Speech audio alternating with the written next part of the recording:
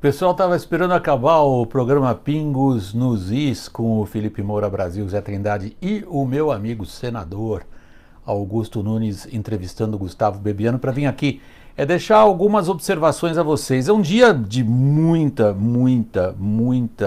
digamos, muitas coisas elucidativas sobre a política brasileira em geral e o governo Jair Bolsonaro em particular, começando por essa entrevista dos colegas lá da Jovem Pan, Pingos nos Is do Bebiano. Primeiro eu queria dizer o seguinte, eu já sou meio velho, mas eu nunca esperei que fosse voltar o tempo da radionovela. Agora chama audionovela, mas essa divulgação por capítulos dos áudios trocados entre o presidente e o ministro que ele exonerou, isso aí na minha época chamava radionovela, com um requinte acrescentado pelo Gustavo Bebiano nesse programa Pingos nos Is, vocês podem conferir no canal da Jovem Pan no YouTube.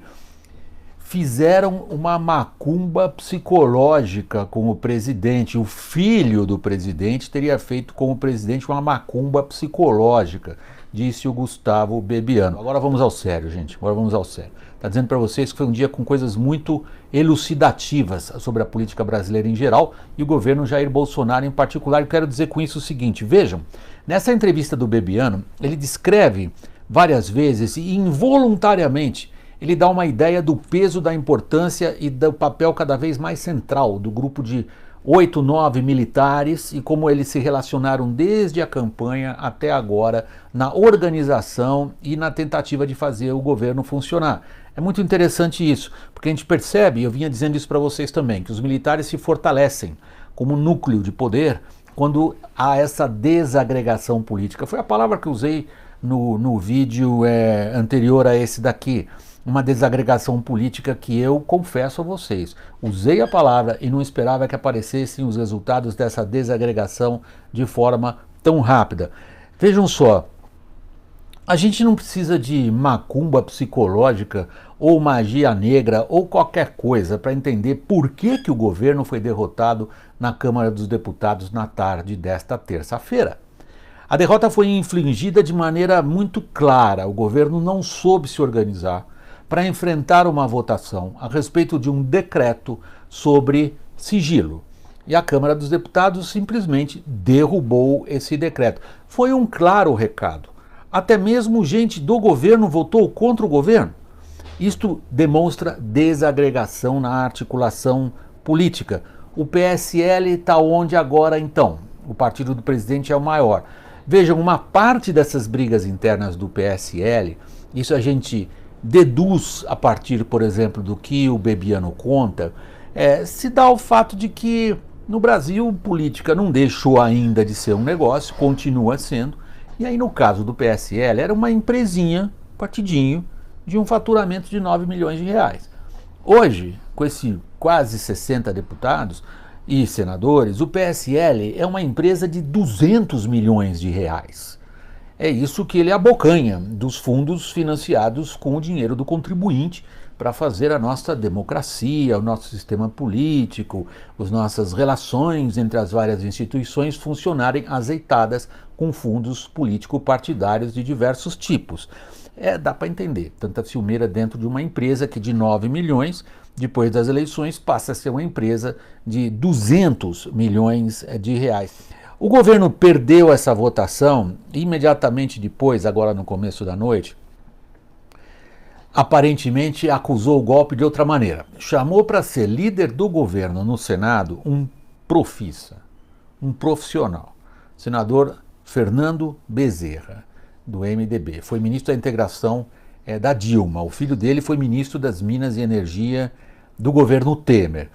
Nesse episódio recente da escolha, da votação, melhor dito, da eleição, melhor dito, do presidente do Senado, o senador Fernando Bezerra apoiava o Renan Calheiros. Outro que foi eleito presidente, o governo atuou para que Renan Calheiros perdesse e Davi Alcolumbre acabasse eleito, mas percebam, e é digamos, uma comparação que eu fiz em outros vídeos também, na hora em que as coisas precisam acontecer, são necessários os profissionais que fazem a máquina, no caso, o funcionamento do legislativo acontecer. A vinda do Fernando Bezerra como líder do governo no Senado é um sinal importante de reconhecimento das dificuldades de articulação. E outra coisa elucidativa, muito elucidativa hoje, da política brasileira e do governo Jair Bolsonaro, foi a apresentação do pacote anticrime do superministro da Justiça, Sérgio Moro.